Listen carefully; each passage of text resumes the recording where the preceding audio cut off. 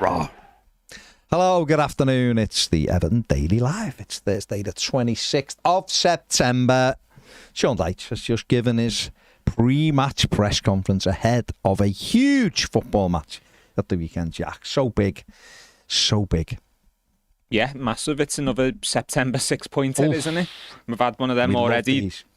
This month of September at the weekend, obviously against Leicester, which we didn't win. So now we've got to make up for that here against another team that have been struggling in the early stage of the season. Although you would expect them to climb a little bit higher up the table than they are currently, it's time to take advantage of their misery and add to that pile on and make them the team that everyone's focusing on and everyone's pointing the fingers at saying, oh, are these going to go down? Is it the year these will go down? Put them in our situation.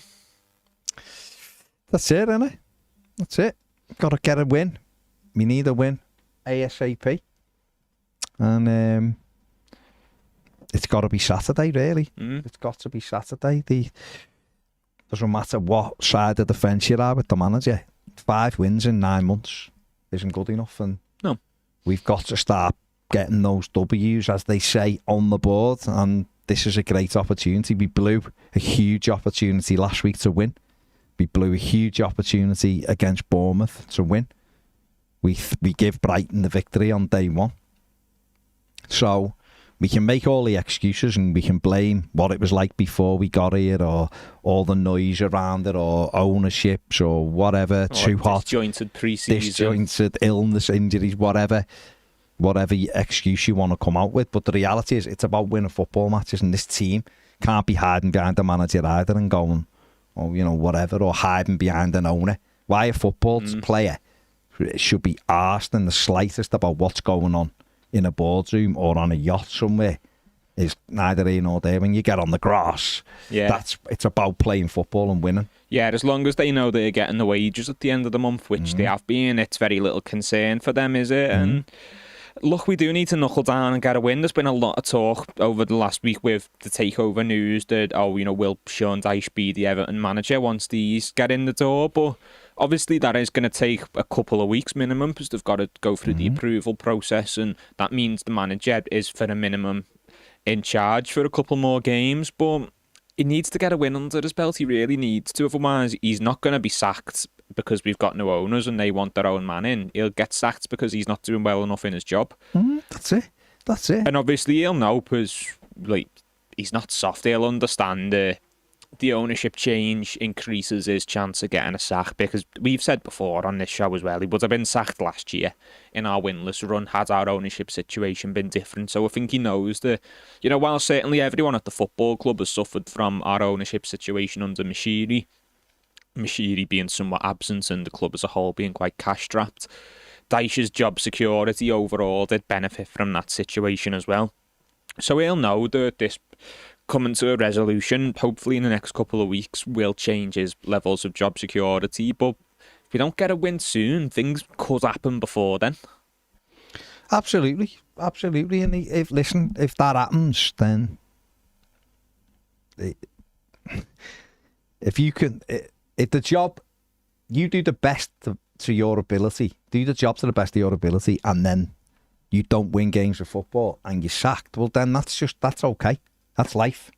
That happens. Do you know what I mean? It's the harsh point of it is when you're winning every week and someone decides they're going to change it anyway. That's the difficult one. So therefore, I think we all know, and I think he knows, and I think the press know that 99% of the time when a new ownership comes in, the manager's changed. And he looks like he knows that. And that's just the way it is. But while he's getting paid handsomely, and he is, he's there to do his job. And if he wants another job after the Everton job, if that is a course that the Freaking Group take where they change him, then you want to get as good a results as you can so that your stock rises. Yeah, of course. You know what I mean? That's what it's about. But Sean Dyche never, ever wants to go out in an Everton game and lose. It just doesn't happen. The fella wants to win every game, of course he does. So therefore, he's got to get better at that, hasn't he? And the team has got to get better, like I said before. They can't hide behind the manager. Whether they like him or they don't like him, it's irrelevant, really. Their job is to put that Everton shirt on and go out and perform. They haven't won a game of football this season in the Premier League. They haven't won a game of football since they beat Sheffield United, who were relegated back in May. So it's on them to go and do it now. On Saturday, that's got to be the start. Yeah, it is, and of course the manager takes a very large portion of the blame for our recent struggles. But if you look at 4 games in a row now, we've had the lead and not won the game. Mm-hmm. The players also have to be looking at themselves and going, okay, obviously the tactical side of things, and we can't really do anything outside of that apart from, let our thoughts be known. We still have to do what this fella says. Otherwise we risk our place in the team and at this club. But where does the mentality of us come into it as well? Are we doing the most we can, or do we crumble under pressure whenever we face a bit of adversity in a game? And are we dealing with that as best as we could? So I think the players obviously need to rally as well. And like you're saying about Sean Dyche in his next job, if he is sacked from Everton when the Friedkins hopefully get in, the players need to be considering as well. Look, although it's obviously not been easy these last couple of months, have I had a bit of an easy ride under this manager because he's picked me, he's not looked to replace me, he's not brought in anyone to compete with me for my position? I need to make sure that if a new manager does come in, I've set myself up to be able to still get opportunities, still get in this team and not make this new manager think I need to replace him, I need someone to compete with him. Yeah, definitely. And I don't know, it's just about winning games. All of the noise, as he says, is because Everton don't win games of football. Well, that's it, isn't it? Play style complaints, not playing certain players complaints. A hell of a lot of that goes away if your results are good enough. That'll come out when results do go away, and then, maybe that is one of those 0 to 0 moments, as the manager likes to say. But if you're getting results, even if people don't love the play style, at most you'll get a couple of grumbles about it. You won't get anyone wanting the manager sacked for the play style if the results are good enough. You won't get people going up in arms about not playing certain players if the players who are playing are doing well and helping you get those results. So that's the bones of it. Obviously, there'll always be things that fans disagree on with the manager and fans would like to see potentially change within the setup. But getting results will calm down 90% of that noise, as the manager calls it. Just win games. It's dead simple, isn't it? He can't affect anything, in my opinion, because I think they will change him regardless. But the best thing he can do for himself and for the club is to win games. And he still has to give them a difficult situation, difficult decision to make. Well, I think even if he is going to be sacked, and look, we're talking about him like it's an absolute certainty that he's going to be sacked, and because it is just statistically a likelihood. We're not trying to be disrespectful towards him, but it is what it is. But he needs to make his sacking if that comes along. He needs to make that a hard decision for the owner. It needs to be a case of it's not you're the wrong man, we just want a different man, and that comes from results at the end of the day. And he obviously needs to respect the contract that he's under at the moment as well, and say, look, I'm getting paid a hell of a lot of money to manage this football club. Even if I am going to be gone soon, let's justify it, let's get the results to justify that, and let's put myself in a position that when I do walk away from this football club, I can turn around and say, didn't do too bad there, did I? That we might already be past that point, but it's what can you salvage now? What can you salvage of that time he spent at Everton? What can you salvage between that relationship between the manager and the fan base? What can he do to repair his own reputation? Because it's took a hit over this period, obviously, because any manager who's at a club where the fans don't particularly like the manager, other clubs do clock on to that. Other clubs notice your results. Other clubs notice when you lose 2-0 leads twice in a row. So people will be paying attention, and I doubt he's going to retire after this job, so he does need to think about his next one. So it becomes almost damage limitation on his reputation at this point as well, doesn't it? And he has to get as many results as possible in whatever time frame it is. Yeah, just win games, and then people, everyone benefits. Exactly, and we'll all, you'd relax, wouldn't you? That's what it's about.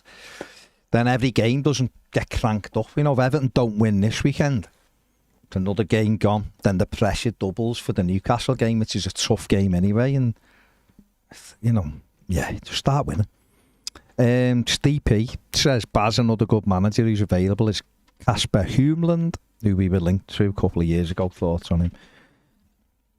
The ex-Denmark manager, it's not for me, Steve. He's not for me. He's done okay with Denmark. He was okay, but club football. He went into Mainz after Tuchel, didn't he?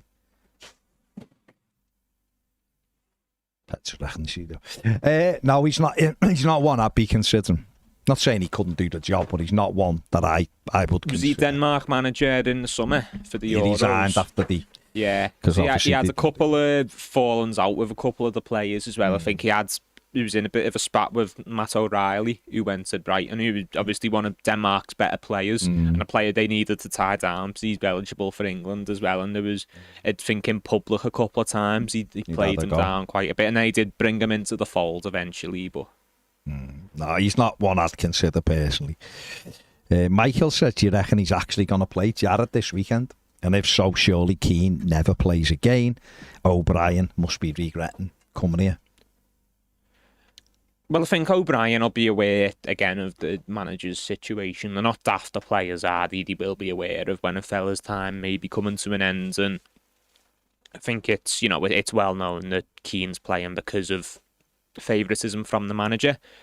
Obviously, the manager knows and trusts him, and he's a manager. If he knows and trusts a player, he's all in on them. But yeah, Branthwaite has to be in, doesn't he? There's no excuse not to, because he's had the minutes for the under-21s. He's had a full week of training.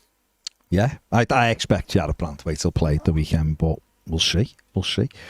Gary and Pip say hello. Matt says afternoon all. I see his timekeeping is as woeful as his football. You'd think with a watch manufacturer as a sponsor, he'd sort it out, unless they've held off on giving him their latest model as they're giving it to the next man. Fair play. The thing with him being late for the press conference, I don't understand why they don't just say to him, Sean, what time do you want to do it? And then just if he says, for 1:45. yeah, and then so if he says, yeah, we should be all right about 1:30, just say, should we start at 1:45?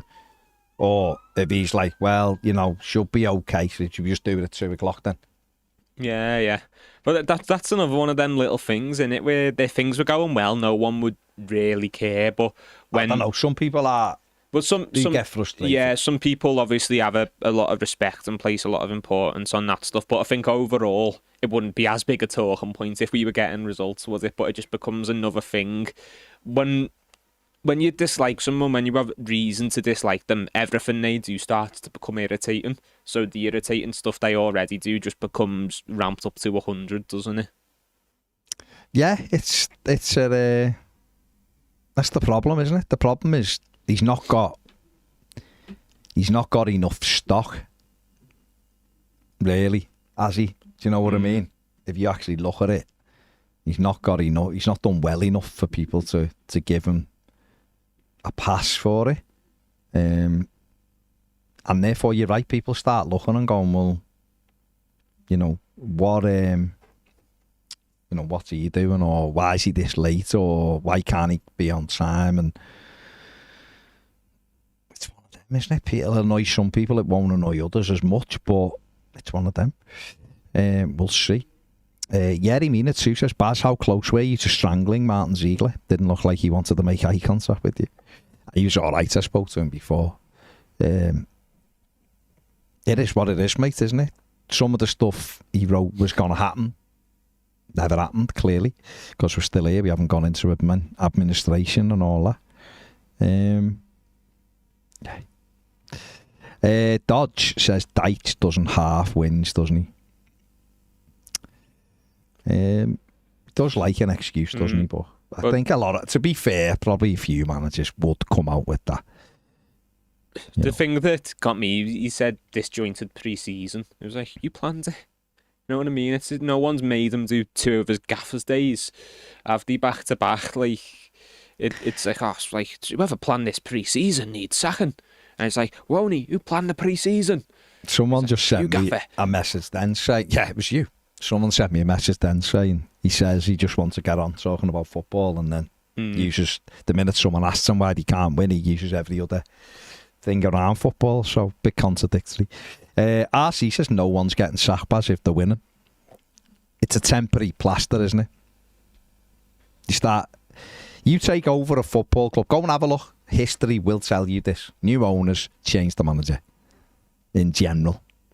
There'll be exceptions, of course there will. But yeah, what it'll do is it'll give him a little bit longer. But if he started winning games, then of course the Freakins would come in and take a look at it. I don't see him getting a new contract at all. No. Therefore, they would think, well, if he's winning games, then we can just look around for now and really decide who we want as the new owners. Mashiri done it with Martinez. Kenwright wanted to keep Roberto. Mashiri come in and basically he was gone a few weeks later, even though Kenwright wanted to give him a new contract.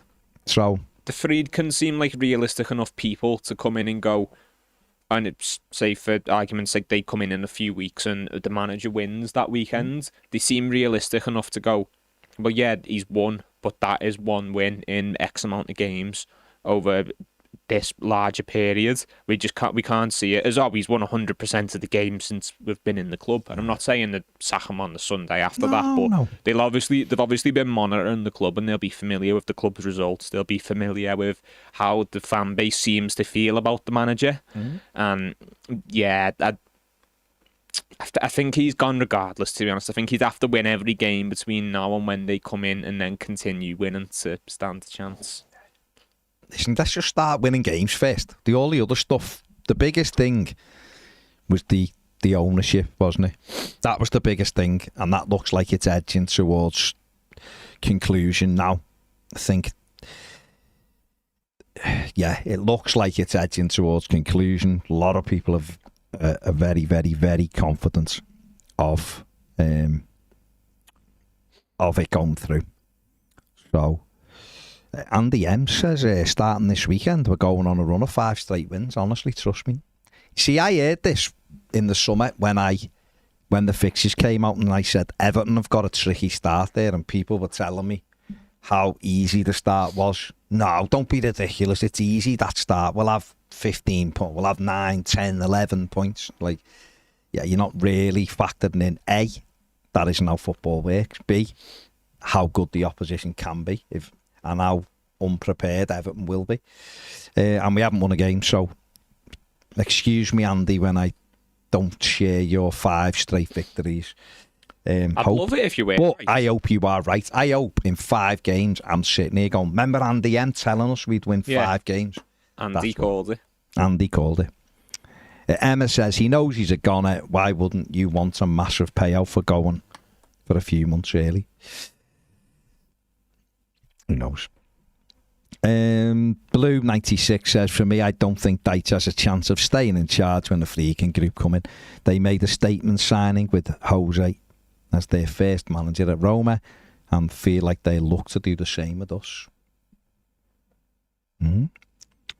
Crimson VRS says Dom is playing well from the start of the season when his contract is almost up, almost like he's playing for a move. But he is our best striker. Well, he might be, but fair play to him. If he is, listen, if he ain't going to stay, I'd rather he was playing boss and scoring goals for us, because he's our striker till January. If that means that other clubs look at him and go, I want to buy him, then fair enough. We get money and he gets a move. But I would rather him be banging the goals in for us and then leave than being absolutely crap and leaving for free. So, assuming he's gone, he's playing really well. I hope he plays for the move and scores goals, and I hope he has every club in Europe wanting to sign him. Exactly. That mean he's done the right things for us. Definitely. Welcome to David Church, who is a new YouTube member. So thank you, David, for the support. Thanks for joining. Robbo says a typically dull, annoying press conference by Deitch, trying to make out he's been doing a great job. Ian Murphy, who is a YouTube member, says happy birthday, Ned. In regard to the press conference, how can he turn up 15 minutes late and it not be mentioned? Considering it's literally constant as well. It's mad. Basic Trig said he's definitely on crack. Okay, fair enough. Mark Higgins has gone with Deitch is a tool. And Will Lewis says, what kind of tool? Well, yeah. I think he's a hammer. I think he's like quite forceful, like blunt, only really serves one purpose. Well, hammers, if you've got the proper hammer where you've got to pull the nails out, so can do a couple of things. But in general, you know what you're getting, that kind of hammer. What about that tool they use when you watch, like, Casualty or something? You know, the one that they stick down the throat to open the airway? Oh, yeah. You know, that one, like... The same what they use when they're doing, like, a smear for a woman. The clamp. It's the same kind of thing because it opens the airway. But why would that be? Because his throat's all... well, he sounds like he needs that. Well, I'm just That's what he two sounds together like. and getting Okay. nuts and bolts. Nuts and bolts of it. Will he be a spanner? Maybe. Is he constantly going rounds and rounds?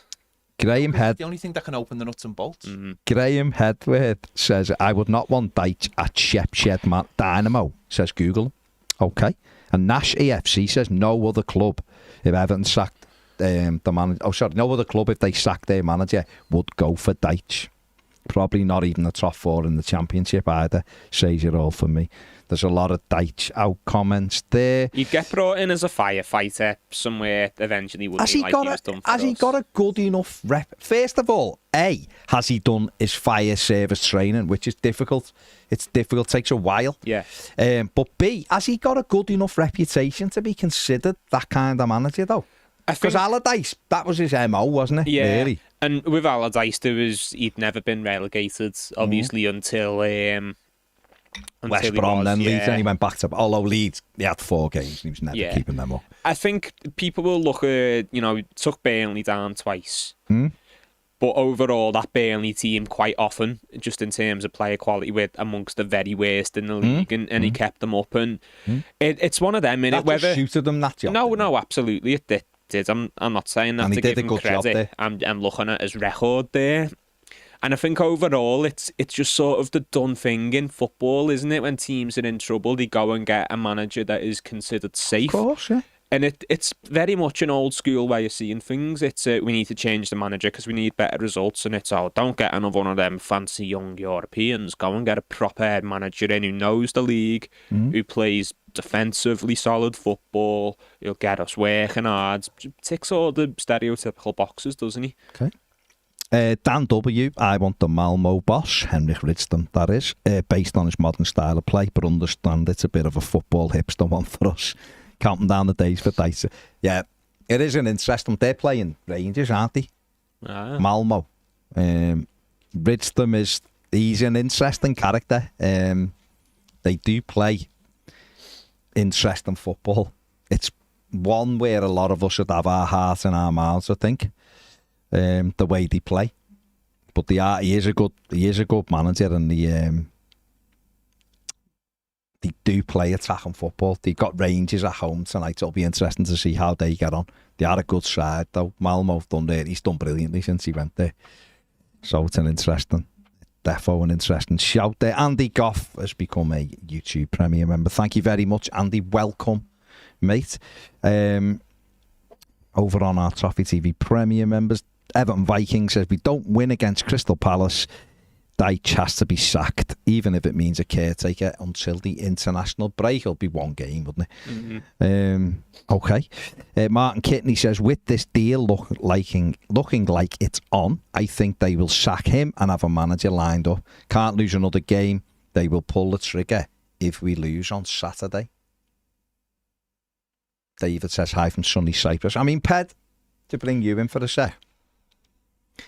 Do you think, even if Crystal Palace beat Everton at Goodison at the weekend, do you think he'll be sacked before the Newcastle game? Or will he, if they were gone, they might say, we're all right losing the next couple and nothing will happen, but just hypothetically, or do you, because surely if they were going to make a change, then trying to build some momentum for another home game is the best way to do it, with like a fresh face? Or do you think there would be no point until at least the international break and changing it? I think the international break would probably be the one. I don't think they're going to panic quite yet because of the rest of the table. Yeah. And what the rest of the table looks like. And of course, because we are in this period now of not maybe 100% knowing the situation, where we've got, Freakins have got one step in the door, obviously, and I don't understand why that takes so long to get that signed off, by the way. That's mad. You just think they'd have things in place where it just be like... I don't think it'll be how long. I think they're being overly cautious. 12 is like the optimum, isn't it? Unless you 777. Yeah. So, but I just think that it's such a weird one. We're in such a weird position that unless Mashiri and the Freakins can agree on something, then maybe that would be the case. But then maybe you're putting the power into Kevin Felwell's hands more, in a way, by saying, well, if you can get an agreement saying Kevin Felwell's the person who's going to pick this next manager, but how much thought are you putting into that? How long term does that become then? Are you going to look short to long term and say, if it was, say, a David Moyes type, whose stock has definitely gone up with West Ham, the way they are?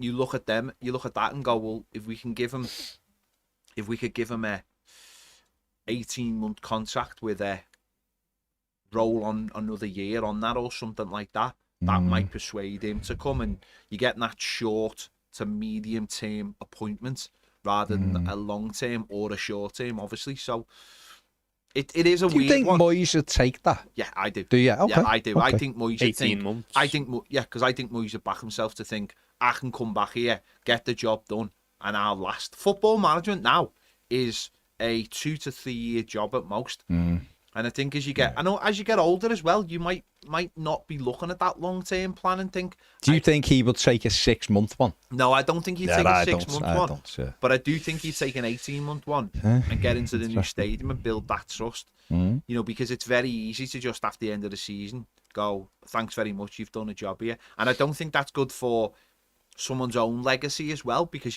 what can you actually build in that time? You're more of a firefighter, and then you go down as being a firefighter. The reason I like Moyes, and I've always liked Moyes, and I don't find this, I find the thing about Moyes and Dyche weird is Dyche has never built anything. He's never built anything. He just does the same thing every year. Comes in, has a bad start, finishes strong, or has a good run in the middle of the season. That gets him to where he needs to be. There's no expectations on him. Moyes at Everton and at West Ham has gone somewhere, solved the immediate problem, and then took that team on to a higher place that no one saw coming. With Everton, it was 5th and 6th, 7th finishes every year. With West Ham, it was getting into Europe, getting to a semi-final, getting to a final and winning it. Yeah. Dyche has never done that. Dyche has never. That's why I don't understand this. Don't understand when people go, "Oh, it's a lazy thing." No, it is. Well, it's not even lazy. It's uneducated, really, because he builds you're teams. not looking at what the two are. Yeah. Do you know what I mean? You're just not. It's like, look at the team Moyes had come the end of his time at Everton. He'd built a good team that was just missing that striker, which we thought we'd had in Jelavic and his forwards. Obviously went off, but like Baines, who was at the best in the league at that point. Coleman, who was a very smart. But you know what else, Jack? Though, do you know what else though? When he sold players, it didn't mean that the team was suddenly like bombed to a bad position. No. When he sold players, he got replacements in straight away and pretty much kept that team consistent. Okay, we never hit the sort of peak of 2009 where that team was brilliant. It fell off, starting with Lescott, and that's where you started seeing the emergence of Man City coming in and disrupting things, and Arteta was the next one to go because there was no money for like 3 years. But you never ever saw a massive drop off when we sold someone, and I think that's a key thing. Whereas with Dyche, this thing it's like Groundhog Day every and not just at Everton, by the way, at Burnley every summer. Hasn't he only won 2 games in the Premier League in August in his tenure? It's something Someone like said that, yeah. 2 or 3 games. What that to me says your pre-season doesn't work. Yeah. That's what that says. If it's several times over, you go, what am I doing wrong? Yeah, if you have a look anyone can have a crap pre-season. It just doesn't. You get injuries, it doesn't work out, whatever. But if it's a constant thing, it's a bit mad. Royal Blue Rich, welcome. He's a YouTube member. Thank you very much, mate, for joining. So welcome. Sure, there's another one there as well. Somewhere, I'll have a look. Mr. Toffees as well. Thank you very much. Listen, Moyes, again, I don't know if he's the right man or not the right man for Everton right now, whatever. Sean Dyche is still the manager, and hopefully he wins games of football, and that's the way it is. But if they were going to change it because results didn't pick up, they've got a flip of a coin, haven't they? They've got someone who knows the football club. He was an Evertonian, because he is an Evertonian, Moyes. Knows how to get results. He took West Ham, whether they can see it or they can't see it, they were miles better when he took over than before he took over. The 2 times, they were a joke under Pellegrini, and they were rubbish before Moyes saved them the first time. Right. And then both times they were improved, didn't he? On the club call, we spoke about that last night. It was obviously he was there. They let him go at the end of his contract. I went with Pellegrini. That didn't work, so they went crawling back to Moyes.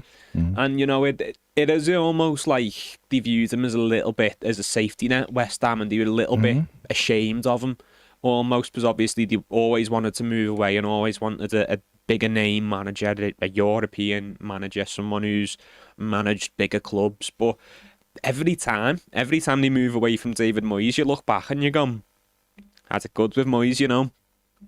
Shouldn't have sacked that Moyes, or shouldn't have let that Moyes go. I'm made up to struggling because the way they treated them at the end was a joke. Steve P says, what about Roger Schmidt? I think there's others there. I think Dino Topmullers are probably a more interesting one. Are you just inventing these names? How's this? Dino? Go and have a look. He was a wrestler in the 80s.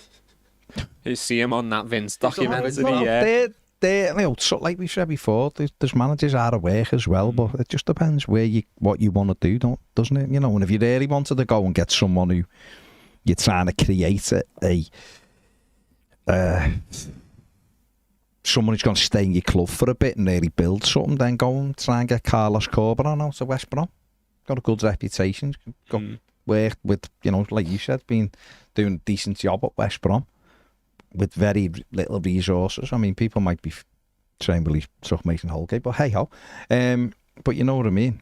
Come get someone like that. Chris Burns says, I can't lie, I thought Dykes looked like he knew his days were numbered at the club. Hopefully, even when he does go, it's on a high with a win and a good foundation for the next manager to come in and build on. I'm sticking vehemently by my Tuchel shout. If Freakin wants to make a statement, he's the guy. Neil says his timekeeping is a joke. Time is money, as they say, and it isn't efficient for anyone. It's a lack of respect, in my opinion. What do you reckon he's actually doing, though? Every time I got told, seriously, I got told they have a meeting at 1 o'clock on a Thursday. So that's why I don't understand why Everton set it for 1:30. If they're having a meeting and they feel like... He has a meeting with his staff. Right, so if he's doing that, just they set it for 2 o'clock and then there's no pressures on his meeting to... Because if his meeting runs over, because you would expect there to be challenges in it and different things, then everyone else is thrown out. Saying to journalists, it's at 1:30, so they have to get there at like 1:15, and then he doesn't rock up till 1:50. Yeah. That is disrespectful, because you're sort of going, time, isn't it? It doesn't matter what these people's time don't matter. Do you know what I mean? Yeah. Everton would cry ass if he walked into a room and there was no one there, no journalist was there, wouldn't he? Because they're not getting any coverage. So it is strange. So that's why they have to get there early, even though they know he's not coming out for another half an hour. Just say to him, look, your schedule on a Thursday is training at whatever, then you'd have a spot of lunch maybe, and then you have your meeting. So let's schedule it for 2 o'clock. That to me makes, you know, I just don't get it. I don't get how you're late every single week. And not by 2 minutes. Everyone can cope with that. It's 15, 16 to minutes, 20 whatever. minutes, isn't it? Jay says, ironically, I thought this was one of his best press conferences. Okay. Everton Viking says it irritates me because he's a hypocrite about timekeeping. He talks about respect but doesn't show it to anyone else when you've got journalists or people waiting around for you. It's a basic lack of respect. I've never liked it and I don't like it from anyone, but he specifically bangs on about doing the little things, having respect. Has talked about timekeeping from players, so he has to do it himself. He always makes excuses and says how hard it is because that's all he's capable of, is firefighting and nothing else. He loves being in this situation because it's perfect for him. Expectation is to stay up and he has all the excuses in the world but can't actually evolve past relegation type football. Well, he made his mind up on Onana because he was late a couple of times, didn't he? And then at every press conference, he's late. And then it's bemoaned the fact that Onana's moved on. Yeah. Just don't know what to do without this player. I didn't understand. Strange. Harry said Dyche seemed to play down the takeover at every turn. Reckon he knows he's a dead man walking. Blue Keeley says new owners and a new manager might change Dom's mind about going elsewhere. And there is that as well. But I just think, regardless of where he plays his football come the end of the season or even come January, he just needs to perform in the short term, doesn't he? Because it benefits us. In the same way that regardless of what we think of the manager, we want him to win every game between now and when he is no longer Everton manager, because it benefits us. Want him to do well. At the end of the day, want him to do well, because that means the football club's doing well, the team's doing well. I'll be that, on Saturday and go to Goodison, desperate for Everton to win a game of football. Desperate for it. If he doesn't deliver again, how can, 2 years on the run, where the people love him, and again, and I'm not saying people shouldn't be backing him, because we all should be backing him, but by the same token, he's got 1 point out of 15 for the second season running. That's atrocious. We haven't had, it's not like we've had City, Liverpool, Arsenal, Chelsea, Tottenham in the first, or I've had Spurs, but, we've had games at Goodison, Brighton, when either in or there on day one, until we got a man sent off. They were winning 2-0 at that stage. We gifted them both goals, in my opinion. Yeah. And they were 2-0 up. And then we got a man sent off. Then they took over, and then they killed us after that, of course they did. Spurs, we were beaten before the whistle blew. Bournemouth at home, first half was pretty even. If you go and watch it back, Everton were okay, but it wasn't. But the half time to about 75 minutes, we were dominant and we were excellent, and we should have killed the game, but we still lost it. Regardless, we lost the game. We then 2-0 up at Villa and throw that away. We couldn't beat a Southampton reserve side. We went to Leicester, who were really poor at the weekend, and we couldn't beat them. So, 2 years on the run, you took 1 point out of 5 games. It's atrocious. If Everton get beat again at the weekend, or don't win again at the weekend against a team that hasn't won a game, by the way, I don't know how many more opportunities you want, because we're crossing off games against teams we should be beating. Then all of a sudden you hit a block of games where you're going, oh my God, this is a terrible run. Well, you can't cry ass, because you've had the easier games. And games that you shouldn't necessarily be placing so much importance on, because you are playing better teams, do become must-win, because you lost all your winnable games. And every game, you want your home form, you want it to be... You should be, Everton Football Club should be looking for 9 or 10 home wins a season. That's what they should be looking for, right? But you've already chalked off 2 or 3 games where you thought you were going to win. So then... And that's against... Then all of a sudden, you've got Brighton. the better teams, and you're going, oh, we're going to have to win a couple of games that no one expects us. Now, okay. Last year, we beat Newcastle, we beat Chelsea, and we beat Liverpool. Teams didn't expect us to beat them, absolutely. Who knows, we might have another couple of them this season. We might beat Liverpool again, or we might, whatever, right? But you can't rely on that. Cranking up the pressure on them games, whereas if you get into a good rhythm of winning home games, you're confident going in through the doors at Goodison. You've got Arsenal, we'll beat these. I know they're a great side, but the crowd, and we're good at home and all that, we'll have a... Whereas if you keep losing and drawing, teams come to Goodison and you sort of sit there going, and he can talk about the atmosphere, or we've got to raise this or that, but how can you can't cure everybody's anxiety, and this should be a season that we can't wait to get in our seat and sit down, because it's our final season at Goodison, a season where we win games, a season where we're not in any danger. We can't keep just crossing games off, going, oh, it'll be all right. It'll all be all right on the night. Don't worry. You can't do that, because it creates that pressure. We're putting ourselves in a self-fulfilling prophecy. That's what he's doing. He's gone in with, it's a relegation battle this season. Oh, it's going to be a fight. So therefore, all of a sudden, people are accepting that, when the reality is, Everton got 48 points last season. Forget about whether the league give them 48 points. Everton won 48 points last season. Didn't win a game for 4 months. Didn't do that. All of the things are there that stack up, right?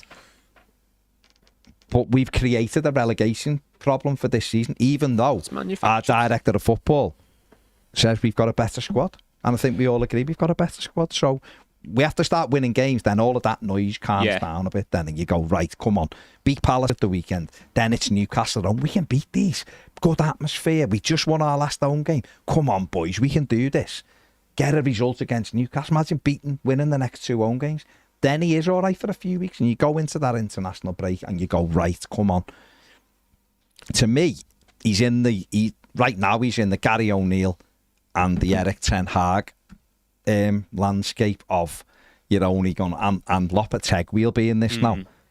You're always going to be one game away from the pressure back on because of what's going on. That's really funny, that, because I was listening before to, I had Sky Sports on and I was listening to Paul Mason was on. Oh yeah, just listen, he was just on. It was some about Lopetegui, and it was like, oh, the pressure's on him now, and they were like, oh, big game, and I don't see them winning on Saturday against Brentford. And the way he talked about him was just completely different. The way they talk, because we've created a scenario, like you've just said, and we've said many times.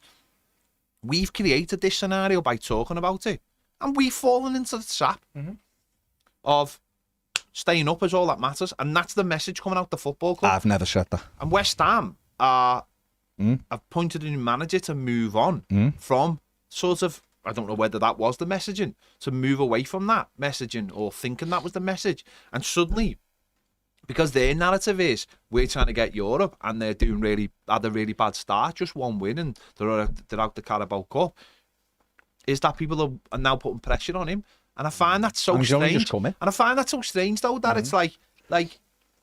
But their standards are public knowledge, aren't they? But that's what I'm saying. Our standards have been to take the pressure off, and whether that's a good thing or a bad thing, but the message out the football club is stay up. Get into the new stadium. Stay up. That's all. It's just the message. Their fans aren't accepting what's going on though.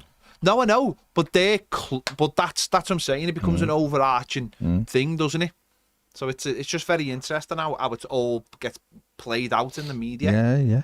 Yeah. United We Improve, who's a YouTube member, says Dyche personally has lost his influence. He was 20% more effective on the club last season. Now he just acts like he's the bee's knees, whereas he currently just needs to get his rear into gear.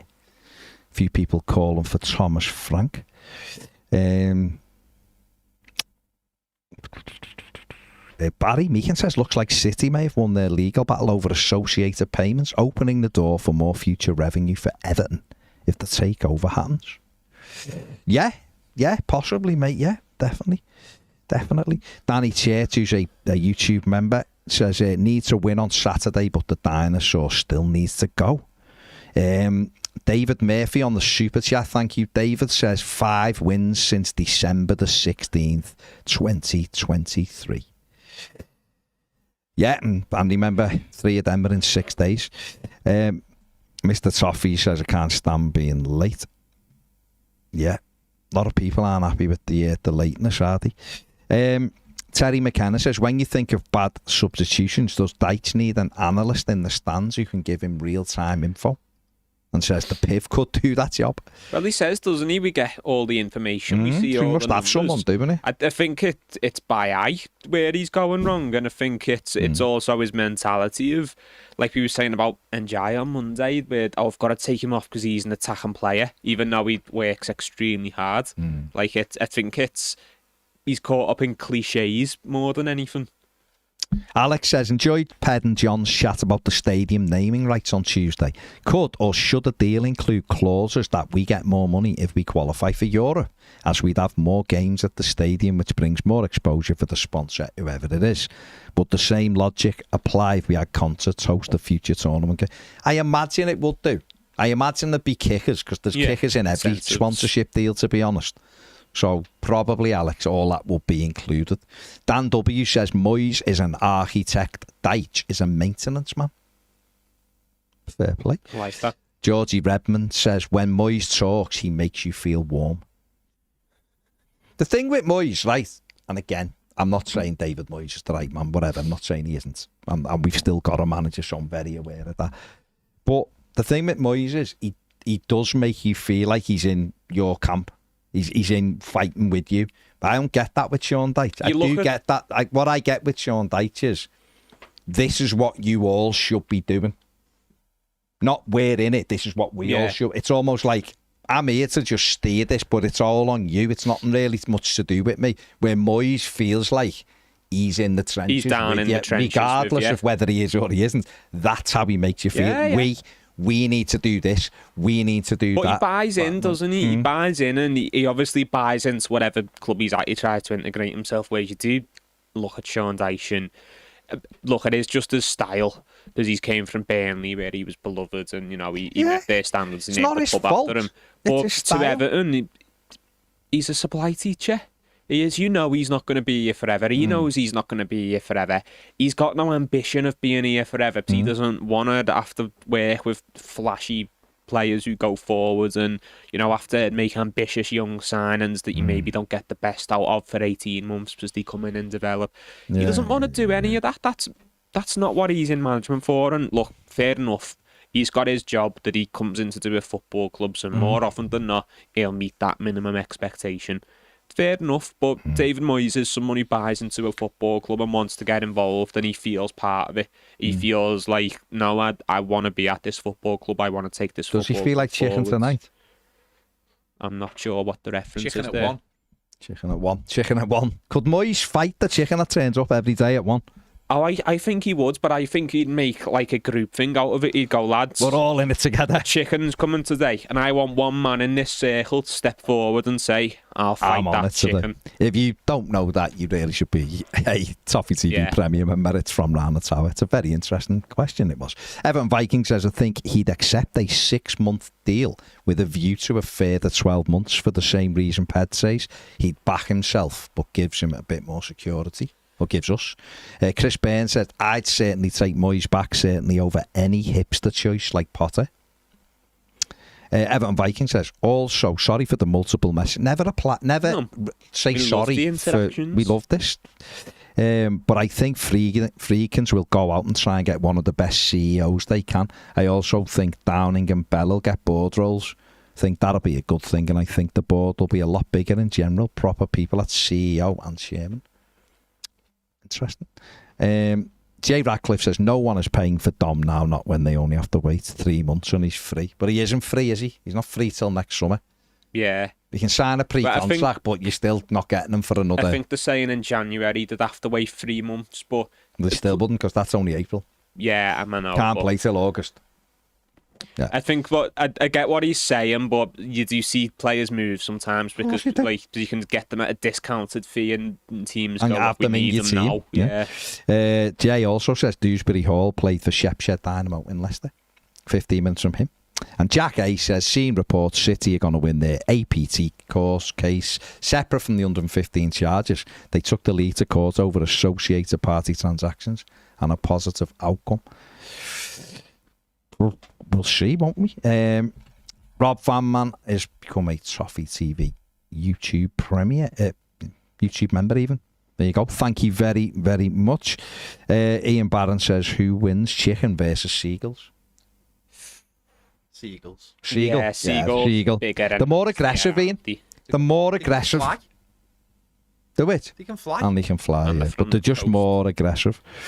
Yeah, they're from coastal towns, which are always like, there's always, think from of it Blackpool. There's always something like, Blackpool and Rill and places like that. No one wants to mess with them. Yeah, we're working on, we will print for Toffee TV Premier members. We are getting a schedule which will go out on a Monday so you can keep up with the times. I do get it. Round the tower, it's not back to normal, is it? Because Ned's not here. Ned's going for his birthday, so. No, we should be able to do it normally. Well, why did you want to do it last week? Because I had all the work from all the day where Ned still got. Okay, yeah, we'll do it. We'll do it normally, Emma. So I think she probably wanted to get a question in, didn't she? But it's fine. I liked the version last week though, with the viewers putting their comment. It was funny. Well, it was snappy, and we did get some belters. No, it's fine. I'm just saying. The three of us get back. I'm just saying it's nice every once in a while when we do that. Yeah, gets the viewers involved. Right. Oswald, last one, says, agree on Bell and Downing, if I recall correctly. Freakin reached out to them right before he walked away. Did he? I don't know, mate. Not heard that one, but maybe he did. We'll see, won't we? Steve says, Dyche is a PE teacher who's actually a history teacher. PE supply teacher who's actually a history teacher. And Abby, who's a YouTube member, says, I'd have Moyes back for 18 months with a spot for Coleman, Baines, Howard and Carsley. Carsley's the England manager. Oh, yeah. He's not coming in here, Ab. Carsley's not going anywhere to be anyone's backup or assistant, is he? Not at all. Not at all. Right, that's us done. Thank you very much, everyone, for joining us. We'll see you on Round the Tower if you are a Toffee TV Premier member. Otherwise, we'll see you all tomorrow. Like, subscribe, do all that good stuff. Take it easy. See you later. Bye.